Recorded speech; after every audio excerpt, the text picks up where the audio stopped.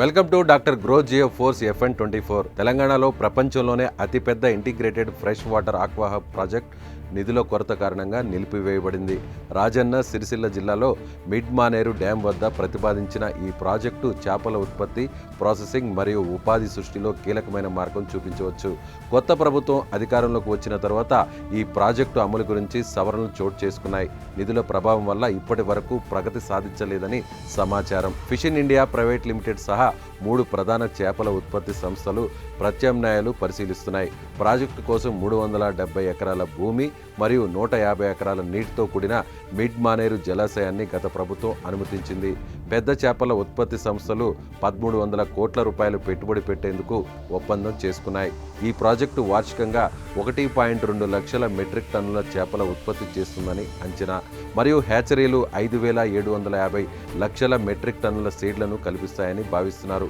అయితే మేము కంపెనీలతో చర్చలు జరుపుతున్నామని, ప్రాజెక్టు భవిష్యత్తు గురించి ఇంకా స్పష్టమైన నిర్ణయం తీసుకోలేదని సీనియర్ అధికారి తెలిపారు. ఏపీ ప్రభుత్వం పర్యాటక అభివృద్ధి యాజమాన్యం కింద సీప్లేన్ ప్రాజెక్టు ప్రారంభానికి సన్నాహాలు జరుగుతున్నాయి.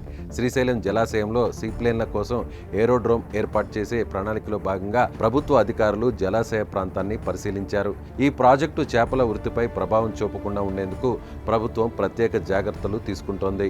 శ్రీశైలం జలాశయంపై ఆధారపడి జీవిస్తున్న స్థానిక మత్స్యకారుల జీవనోపాధి క్షీణించకుండా ఉండేందుకు అధికారులు అన్ని రకాల చర్యలు చేపడుతున్నారు.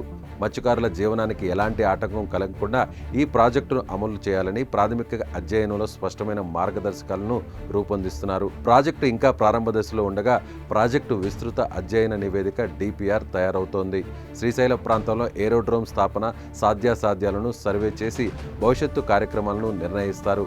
ప్రకాశం బ్యారేజ్, నాగార్జున సాగర్ వద్ద కూడా మరిన్ని సర్వేలు జరపాలని అధికారులు యోచిస్తున్నారు. ఎంపెడ ప్రాంతీయ విభాగం విజయవాడ, ఆంధ్రప్రదేశ్ బాపట్ల జిల్లా పిట్టవలనిపాలెం మండలంలో అల్లూరు గ్రామంలో 20 ఆక్వా రైతులకు బెటర్ మేనేజ్మెంట్ ప్రాక్టీసెస్ మరియు ఆక్వా కల్చర్ విస్తరణపై 5 రోజుల శిక్షణ కార్యక్రమం నిర్వహించింది.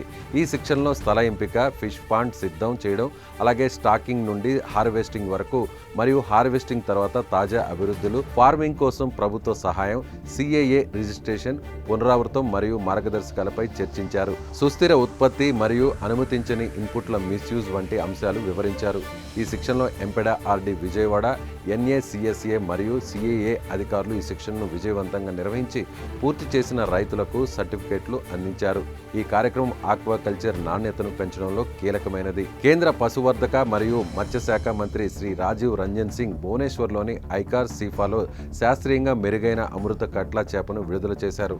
ఈ రకం NFDBకి చెందిన the national fresh water fish brood bank NFFBB ద్వారా స్వీకరించబడింది. దీని ద్వారా దేశవ్యాప్తంగా మత్స్య రైతులకు విస్తృతంగా అందుబాటులోకి రానుంది. మంత్రివర్యులు సీఫాను nucleus breeding centre for fresh water fishes గా ప్రకటించారు.